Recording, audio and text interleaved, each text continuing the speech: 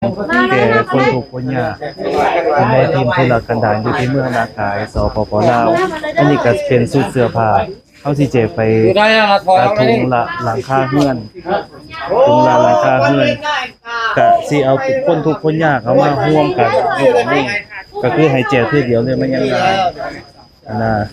ก็คือแจกอยู่ที่โรงเรียนแล้วก็ในเมื่อมาแจกแล้วเขาก็มีขนมน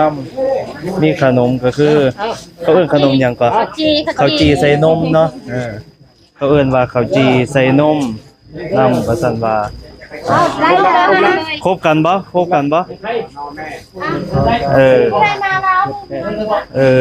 นดิอันได้แบบนี้ได้กินจักเทื่ออยู่บ่โยมยายบ่เคยเลยบ่ปาดคนได้ของไปตรงนี้ไปก็เราได้โอ้ยบ่เก็บไปนอกบ้านบ่ค่อยได้กินเนาะเอาพอดีล่ะได้กินน้ำซะได้กินบัดนี้แล้วบาดเนี่ยได้กินมื้อนี้บ่แม่โอ้ยเอาแจกเอาลองเบิ่งแซ่บอยู่บ่มันเท่าเอาลองเบิ่งเอาลองเบิ่งแซ่บอยู่บ่ไม่ออกแซ่บได้หวานหันดิหวานแม่นบ่ไข่โยคักโยไข่อยู่ดอกเอาสาธุสาธุอันนี้เขาเอิ้นส้นเผาหยังส้นเผาหยังเจ้าน่ะส้นเผาอีหยังชื่อจำเผาไม่เท่านางนก